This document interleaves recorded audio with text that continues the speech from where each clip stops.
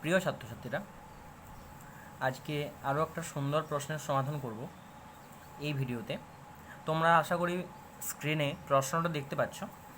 এখানে বলা হয়েছে যে এক্স অক্ষ বরাবর ক্রিয়ারত তড়িৎ ক্ষেত্রের তড়িৎ বিভবের পরিবর্তন কিছুটা এরকম লেখচিত্র দ্বারা বোঝানো হয়েছে, হ্যাঁ না? তাহলে তোমরা আশা করি লেখচিত্রটা দেখতে পাচ্ছ যে এখানে কোনো তড়িৎ ক্ষেত্রের মধ্যে কিভাবে এক্স অক্ষ বরাবর তড়িৎ বিভবের পরিবর্তন হয় সেটা দেখানো হয়েছে লেখচিত্রের আকারে।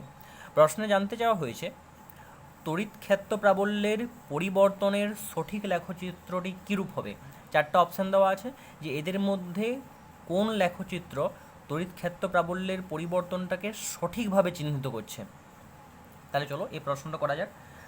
এই প্রশ্নটাতে বিভব দেওয়া আছে, তড়িৎ ক্ষেত্র প্রাবল্য বার করতে বলেছে। আমি যদি সামারাইজ করি পুরো জিনিসটাকে, তাহলে তড়িৎ ক্ষেত্রের সঙ্গে বিভব পার্থক্যের যে সম্পর্ক সেটা আমি এখানে লিখে দিচ্ছি। আমরা জানি যে তড়িৎ ক্ষেত্র প্রাবল্যে যে এক্সের রূপাংশ, যদি আমি এটাকে ই এক্স দ্বারা প্রকাশ করি, তাহলে এটা basically negative of del v upon del x, হ্যাঁ না? আশা করি তোমরা পড়েছ। তাহলে এখানে ইটা হচ্ছে তড়িৎ ক্ষেত্র প্রাবল্যের এক্সের উপাংশ, আর ভিটা হচ্ছে বিভবটাকে যদি আমি এক্সের সাপেক্ষে পার্সিয়ালি ডিফারেন্সিয়েট করি, তার নেগেটিভ যেটা সেটাই হচ্ছে আমাদের তড়িৎ ক্ষেত্র প্রাবল্য। ঠিক আছে, আশা করি তোমরা এই ফর্মুলাটার ব্যাপারে জানো। যদি তোমাদের এই ফর্মুলাটা না জানা থাকে তাহলে আমি বলবো যে তোমরা কমেন্ট সেকশনে জানাবে কীভাবে এই সম্পর্কটা আসছে, এই সম্পর্কটা আমরা কীভাবে প্রতিষ্ঠা করতে পারি।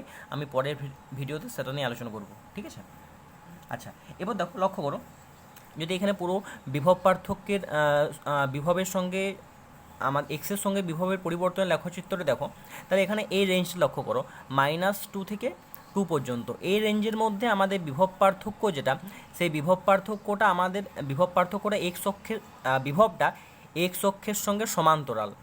এর অর্থ কি? এর অর্থ হচ্ছে এই রেঞ্জের মধ্যে বিভবের কোনো পরিবর্তন হচ্ছে না, এই রেঞ্জের মধ্যে বিভবটা আমাদের ধ্রুবক আছে। তাহলে আমাদের এক্সের মান -2 থেকে 2, এই রেঞ্জের মধ্যে আমাদের বিভব ভি, এটার মান হচ্ছে 10, হ্যাঁ না? আর এটা একটা কনস্ট্যান্ট, এটা ধ্রুবক। তাহলে কোনো ধ্রুবক সংখ্যার ডেরিভেশন, সেটা এক্সের সাপেক্ষ হোক বা যে কোনো ভেরিয়েবলের সাপেক্ষ হোক, কত হবে? 0। অর্থাৎ আমি বলতে পারি এই রেঞ্জের মধ্যে আমাদের ই এক্স এর মান 0, হ্যাঁ কি না? অর্থাৎ এই চারটি গ্রাফের মধ্যে সেই গ্রাফটি সঠিক যেখানে -2 থেকে 2 এই রেঞ্জের মধ্যে প্রাবল্যের এক্সের উপাংশটা 0। তাহলে দেখো এখানে দেখতে পাচ্ছ এই রেঞ্জের মধ্যে প্রাবল্যের মান সেটা দেওয়া আছে 2.5, মানে এটা তো ভুল। এখানেও দেখতে পাচ্ছি এই -2 থেকে 2 এই রেঞ্জের মধ্যে প্রাবল্যের মান হচ্ছে -2.5, অর্থাৎ এটাও ভুল। বাকি দুটো অপশান যদি চেক করা যায়, এখানে লক্ষ্য করো যে এখানে -2 থেকে 2 এই রেঞ্জের মধ্যে প্রাবল্যের মান 0, হ্যাঁ না? এখানে এই রেঞ্জের মধ্যে তুমি দেখতে পাচ্ছ এই যে এই রেঞ্জের মধ্যে কোনো গ্রাফ নেই, এগুলো ডটেড লাইন, হ্যাঁ না? এগুলো শুধুমাত্র বোঝানো হচ্ছে যে আমাদের এই যে সরলরেখা, এই সরলরেখা মানে ই অক্ষকে কোন বিন্দুতে ছেদ করবে, তার জন্য ডটেড লাইনটা দেওয়া হয়েছে। এটা কিন্তু কোনো গ্রাফ নয়, ঠিক আছে? তাহলে এইখানে আমাদের প্রাবল্যের মান 0। একইভাবে এখানে দেখো প্রাবল্যের মান 0, অর্থাৎ এই দুটো অপশানের মধ্যে একটা সঠিক। চলো অন্যটা আমরা দেখা যাক এই দুটো অপশানের মধ্যে কোনটা সঠিক।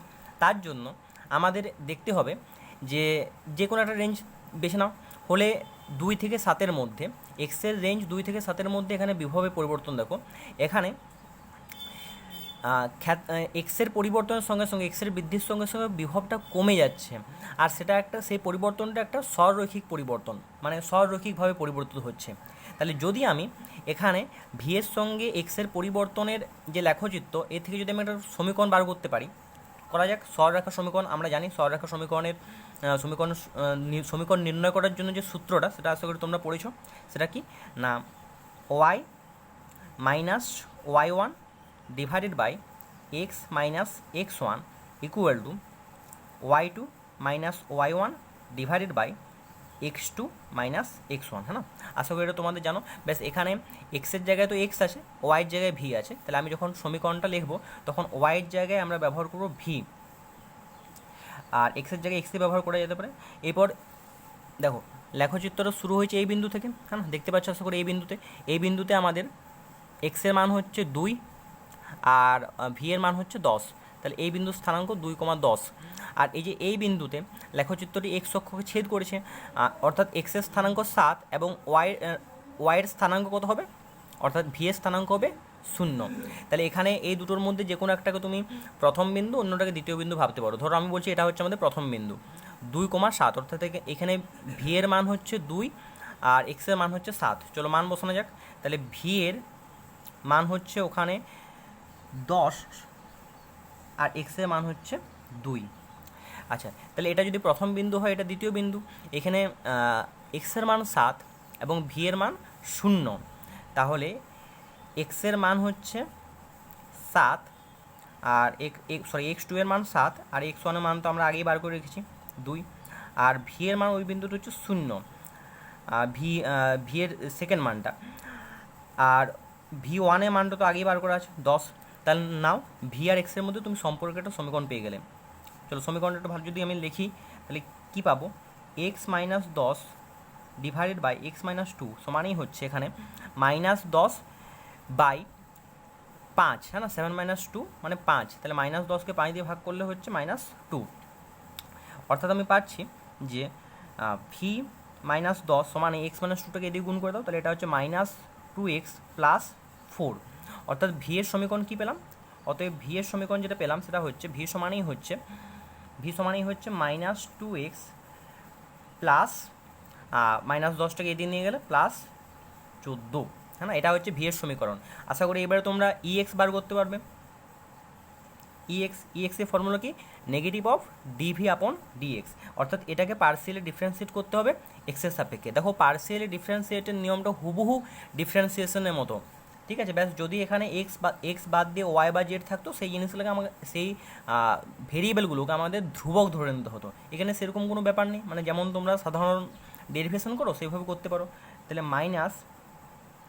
-del x ভি এর পরিবর্তে ভি এর মানটা বসিয়ে দিচ্ছে, না ভি এর মানটা কত, -2x + 14, ঠিক আছে। চলো ডেরিভেশন করা যাক। তাহলে এখানে -2x এর ডেরিভেশন হচ্ছে -2 এক্সের সাপেক্ষে, তাই -2 এর সঙ্গে মাইনাস গুণ হলে +2, আর 14 এটা ধ্রুবক রাশি মানে এর ডেরিভেশন 0, অর্থাৎ এক্স এর মান কত, +2। তাহলে এই রেঞ্জের মধ্যে আমাদের, এই রেঞ্জের মধ্যে কোন রেঞ্জের মধ্যে, এক্সের রেঞ্জ 2 থেকে 7-এর মধ্যে, এক্সের রেঞ্জ 2 থেকে 7-এর মধ্যে, এক্সের রেঞ্জ 2 থেকে 7-এর মধ্যে ভি এর সম্পর্ক হচ্ছে এটা, ভি এর পরিবর্তনের সমীকরণ হচ্ছে এটা, এবং এখান থেকে আমরা তড়িৎ ক্ষেত্র প্রাবল্যের এক্সের উপাংশ পেয়েছি +2। তাহলে দেখো কোন এই দুটোর মধ্যে কোনটা ঠিক। তাহলে এখানে দেখতে পাচ্ছি 2 থেকে 7-এর মধ্যে এর মানটা হচ্ছে +2, অর্থাৎ এটা হচ্ছে সঠিক উত্তর, হ্যাঁ না।